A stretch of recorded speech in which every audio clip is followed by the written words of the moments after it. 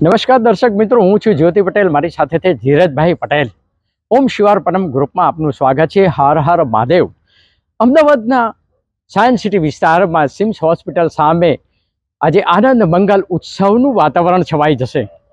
મા કુળદેવી માતાજી અને દેવાધિદેવ પ્રભુ શિવજીની અસીમ કૃપા, આશીર્વાદ અને પ્રેરણા સાથે અત્યંત અલૌકિક દિવ્ય શિવકથાનો શુભારંભ થઈ રહ્યો છે. લંકેશ બાપુને મુખેથી શિવકથા સાંભળવાનો એક અનેરો લાહવો પ્રાપ્ત થઈ રહ્યો છે.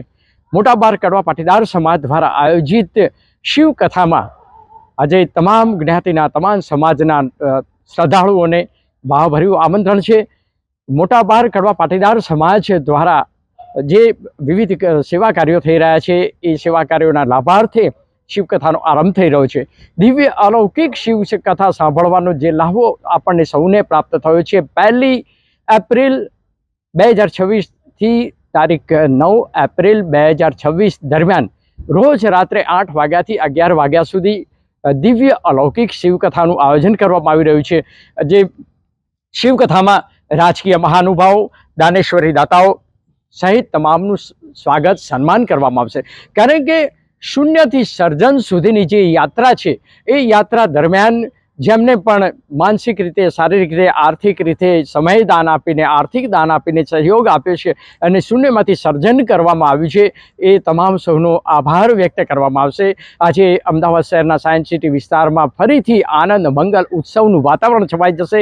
1 તારીખના રોજ ભાડજથી એક ખૂબ જ ધામધૂમપૂર્વક પોથીયાત્રા નીકળશે. પોથીયાત્રા આ સ્થળ પર આવશે ને અત્યારે તડામાર તૈયારીઓ ચાલી રહી છે.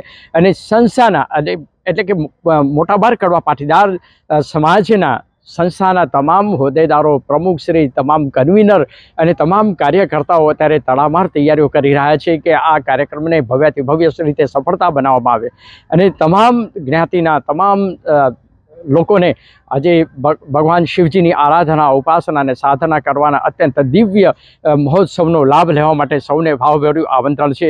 તો આવો આપણે સૌ આપણા જીવનને ધન્ય ધન્ય બનાવવા માટે બનાવીએ, શિવકથા સાંભળીએ. સંગીતમય શિવકથામાં આપણે ભગવાન શિવજીની આરાધના, ઉપાસના કરીને આપણે જીવત્વમાંથી શિવત્વ તરફ જવાની પ્રેરણા પ્રાપ્ત કરીએ. આપ સૌને ફરીથી શિવકથા સાંભળવા માટે હાર્દિક આમંત્રણ આપવામાં આવે છે. નવા જ વિડીયો સાથે આપની સાથે હાજર થઈશું. ત્યાં સુધી રજા આપશો. હર હર મહાદેવ.